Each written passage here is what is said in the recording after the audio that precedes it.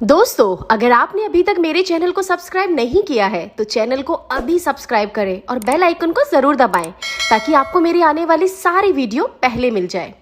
दोस्तों, ये कहानी है रोहित और उसकी भाभी की। इस कहानी में मैं आपको मेरी ज़ुबानी बताऊंगी कि रोहित की भाभी को रोहित से बेशुमार प्यार कैसे हुआ। और हाँ, कहानी बहुत ही मज़ेदार है। अगर कहानी का सच में मज़ा लेना चाहते हो तो कहानी को बिना काटे पूरा सुनिएगा। तो चलिए कहानी को शुरू करते हैं। रोहित कहता है, मैं 26 साल का हूँ, मैं आगरा का रहने वाला हूँ। कुछ समय पहले मैं पार्लर में काम करता था, लेकिन मैंने अब वह काम छोड़ दिया। अगर मैं और अपने बारे में बताऊँ तो मैं थोड़े गठीले शरीर का हूँ और 6 फीट के करीबन मेरी हाइट है। और मेरे पड़ोस में बहुत ही अच्छा परिवार रहता है। मैं उनके बारे में आपको अच्छे से बताता हूँ।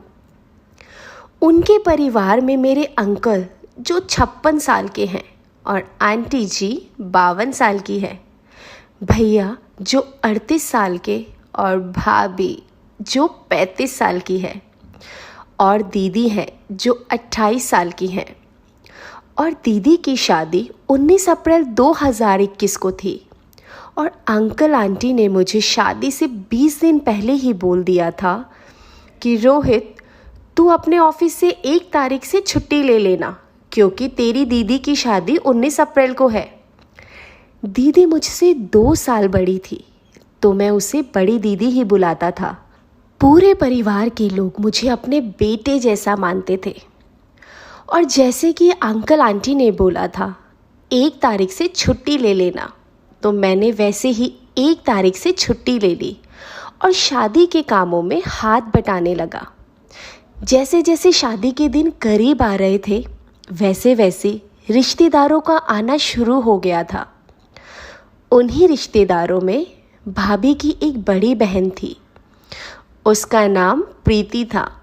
मैं उनके बारे में आपको थोड़ी सी जानकारी दे देता हूँ। प्रीति की लंबाई करीब 5 फीट 4 इंच थी और उसका रंग दूध की तरह सफ़ेद था। उनकी आंखें बड़ी बड़ी थी और गर्दन लंबी थी। यूँ कहें तो देखने में काफ़ी खूबसूरत थी और उनकी उम्र से वह बहुत ही छोटी दिखती थी। उनका अभी तक कोई बच्चा भी नहीं है। पहले मुझे पता नहीं था कि वह भाभी की छोटी बहन है, तो मैंने भाभी से ही पूछा था, भाभी ये लेडीज़ कौन है? तो भाभी ने बताया था कि यह मेरी बहन है। और जब मुझे पता चला यह भाभी की बहन है तो मैं आते जाते उनसे मजाक कर लिया करता था। एक दिन आंटी ने मुझे बुलाया और बोली, हम भात नोतने जा रहे हैं, तुम अपनी दीदी का ख्याल रखना। तो मैंने कहा, ओके आंटी जी, आप चिंता ना करें, मैं दीदी का अच्छे से ख्याल रखूँगा। कुछ देर बाद सभी चले गए। मैं और दीदी शतरंज खेलने लगे। लेकिन थोड़ी देर बाद बड़े भैया भाभी की बहन प्रीति को वापस घर छोड़ने आए। दीदी ने भैया से पूछा कि क्या हुआ, तो भैया ने बताया इनकी तबीयत अचानक से ख़राब हो गई, इसलिए मुझे इसे घर वापस छोड़ने आना पड़ा। फिर भैया मुझसे बोले, रोहित जल्दी से जा और डॉक्टर अंकल को ले आ। उनके कहने पर मैं भी तुरंत बाइक लेकर डॉक्टर अंकल को बिठा लाया। फिर डॉक्टर अंकल ने प्रीति भाभी का चेकअप करने के बाद कहा, मुझे लगता है इनकी आंतों में थोड़ा सा अल्सर है, इन्हें मेरे क्लिनिक पर लाना पड़ेगा। लेकिन भैया को अंकल आंटी के पास वापस जाना था, इसलिए वह थोड़ा चिंतित हो गए। फिर मैंने भैया से कहा, आप जाओ, मैं इन्हें अपनी कार में दिखा लाऊंगा। भैया को थोड़ी सी तसल्ली हुई और वापस चले गए। फिर मैं अपनी कार में प्रीति भाभी को डॉक्टर के पास ले गया और दीदी को बोल दिया था कि वह अंदर से दरवाज़ा बंद कर ले। डॉक्टर ने क्लिनिक पर प्रीति भाभी के सभी टेस्ट किए और बताया इनकी सभी रिपोर्ट्स अगले दिन मिल जाएगी। फिर मैंने डॉक्टर से पूछा कि क्या मैं भाभी को घर ले जा सकता हूँ, तो डॉक्टर ने कहा हाँ ले जाइए। उसके बाद मैंने काउंटर पर फीस भरी और दवाइयाँ लेकर वहाँ से भाभी को लेकर घर आ गया। मैंने अपनी गोद में उठाकर भाभी को कार से निकाला और अंदर कमरे में ले जाकर लेटा दिया। भाभी को मेरा व्यवहार इतना अच्छा लगा कि उनके दिल में मेरे लिए एक अच्छी जगह बन गई। फिर मैंने उन्हें गर्म दूध देकर दवाई दे दी। अब तक शाम के 7 बज चुके थे। फिर मैंने अपने और दीदी के लिए चाय बनाई और दोनों ने साथ में बैठकर बातें करते करते चाय पी ली। फिर हमने देखा कि प्रीति भाभी सो चुकी है। हम दोनों अकेले थे तो हम शादी के कार्ड पैक करने लग गए। हमने कुछ टाइम में ही सभी कार्ड्स पैक कर दिए थे और उसके बाद अंकल आंटी और सभी सदस्य घर वापस आ गए और सीधा भाभी के पास चले गए। हम दोनों से कुछ नहीं पूछा। कमरे में आवाज़ होने के कारण भाभी भी नींद से जाग गई थी। फिर भाभी कहने लगी, रोहित ना होता तो मेरी जान ही निकल जाती। बहुत ही नेक लड़का है। यही मुझे कार से डॉक्टर के पास ले गया, मेरी पूरी देखभाल की और मुझे टाइम से दवाइयाँ भी दी। यह सुनकर सभी लोग बहुत खुश हुए। फिर सभी ने मुझे आशीर्वाद दिया और भैया ने तो मुझे गले से लगा लिया।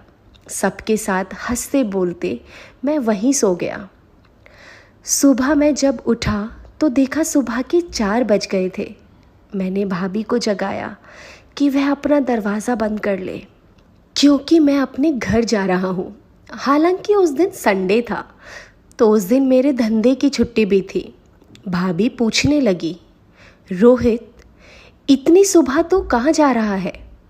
मैंने भाभी को बताया, भाभी मैं इतने दिन से यही हूँ, मेरे घर पर धूल मिट्टी हो गई होगी, मुझे घर की सफाई करनी पड़ेगी। वैसे भी मैं कई दिनों से अपने धंधे पर नहीं गया हूँ। आपको तो पता ही है मेरा धंधा क्या है। अगर काम नहीं करूँगा तो कैसे चलेगा? फिर भाभी ने पूछा, तुम कितने बजे फ्री होगा? मैंने कहा 11 बजे फ्री हो जाऊँगा। अगर आपको कोई काम हो तो आप बता दीजिएगा। भाभी बोली, तू पहले फ्री होकर आ, फिर बताऊँगी। मैं ओके बोलकर अपने घर आ गया। सबसे पहले मैंने अपने क्लाइंट को यह बताने के लिए फ़ोन किया कि मैं 19 अप्रैल तक किसी को भी सर्विस नहीं दे पाऊँगा। वो बोलने लगी कि क्या रोहित, हम पर इतना जुल्म क्यों कर रहे हो? यहाँ मैं बहुत बोर फील कर रही हूँ और ऊपर से तुम कह रहे हो 19 अप्रैल तक काम नहीं करोगे। फिर बोली, तुम एक काम करो, तुम आज मेरे घर आ जाओ। आज मैं घर पर अकेले हूँ। तुम जितने पैसे मांगोगे मैं उतने पैसे दूंगी। तो मैंने कहा, चलो ठीक है, तुम इतना बोल रही हो तो मैं आ जाता हूँ। मैंने कपड़े बदलकर बाइक उठाई और उनके घर चला गया। वो मेरा अपनी एक सहेली के साथ बड़ी ही बेसब्री से इंतज़ार कर रही थी। उसकी सहेली मुझे कुछ ज़्यादा ही छोटी लग रही थी। मैंने पूछ ही लिया, ये कौन है?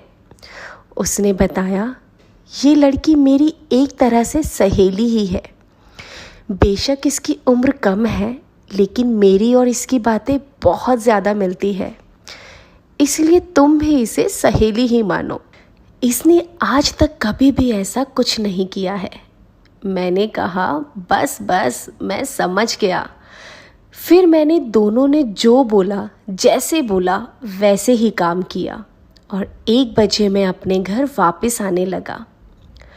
मेरे घर के पीछे एक प्लेग्राउंड है जिसमें कुछ लड़के क्रिकेट की प्रैक्टिस कर रहे थे। उन्होंने मुझे रोक लिया और बोले, यार रोहित, हमारे साथ क्रिकेट खेलो ना। उनका ज़्यादा आग्रह करने पर मेरा मन कर गया, क्योंकि बहुत दिनों से शादी के कामों में बिज़ी था तो क्रिकेट नहीं खेल पाया था। इसलिए मैंने उन्हें कहा मैं घर बाइक खड़ी करके आता हूँ। फिर मैं ग्राउंड में वापस आ गया, लेकिन कुछ टाइम बाद मुझे टॉयलेट के लिए वॉशरूम जाना था, लेकिन वहाँ कोई वॉशरूम नहीं था। तो मैं एक साइड कोने में वॉशरूम करने चला गया, लेकिन मैंने देखा कि प्रीति भाभी ने मुझे छत से वॉशरूम करते देख लिया है और भाभी मुझे देखकर मुस्कुराने लगी। फिर मैंने सोचा ये तो प्रीति भाभी है, कोई और लेडी नहीं है, इसलिए मुझे डरने की कोई ज़रूरत नहीं। फिर मैं वापस ग्राउंड के अंदर चला गया। फिर मैंने खूब मज़े से क्रिकेट खेला और मैच भी जीता।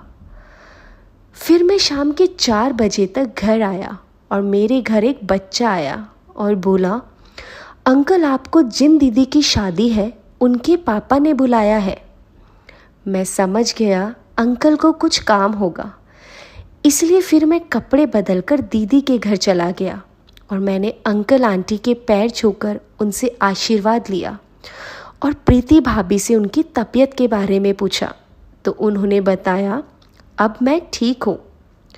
फिर मुझे अंकल ने अंदर कमरे में आने को बोला और बोला, बेटा ये कुछ कार्ड्स बांटने हैं, तो तुम कल सुबह अपने भैया के साथ जाकर ये कार्ड्स बांट देना। मैंने कहा, जी अंकल आप चिंता ना करें, मैं सभी कार्ड्स बांट दूंगा। तभी प्रीति भाभी चाय बनाकर ले आई और वापस किचन में चली गई। लेकिन जब मैंने किचन की ओर देखा तो प्रीति भाभी मुझे ही देख रही थी और मेरे देखने पर वह मुस्कुराने लगी और मैं ये सोचने लगा कि ये ख्वाब है या हकीकत। प्रीति भाभी मुझे दिन में ही लाइन दे रही थी। मैं सोच भी नहीं सकता था भाभी मुझे पसंद करने लगेगी। अब मुझे लगने लगा कि किसी ने हमें ऐसे देखते हुए देख लिया तो बिल्कुल भी अच्छा नहीं लगेगा। फिर मैंने जल्दी से अपनी चाय ख़त्म की और वहाँ से जाने लगा तो अचानक अंकल ने मुझे रोक दिया। मैंने कहा, अंकल मुझे घर जाना है, कुछ काम है, मैं बाद में आऊँगा। आप कार्ड्स के बारे में बिल्कुल भी चिंता ना करें, मैं सुबह भैया के साथ जाकर कार्ड्स बांट दूँगा। अंकल बोले, ठीक है भाई जाओ। उसके बाद मैं वहाँ से निकल ही रहा था, तभी प्रीति भाभी मेरे पास आई और बोली, आज रात को कहाँ सो रहे हो आप? मैंने कहा, भाभी वो रात को ही पता चलेगा कि कहाँ सोना पड़ेगा। ये कहकर मैं वहाँ से चला गया। दोस्तों, मैं आपको इससे आगे की स्टोरी आने वाले पार्ट 2 में बताऊंगी, लेकिन उसके लिए अगर आपने अभी तक मेरे चैनल को सब्सक्राइब नहीं किया है तो चैनल को सब्सक्राइब करें और बेल आइकन को ज़रूर दबाएं ताकि आपको मेरी आने वाली नई वीडियो सबसे पहले मिल जाए। धन्यवाद। आपका दिन शुभ रहे।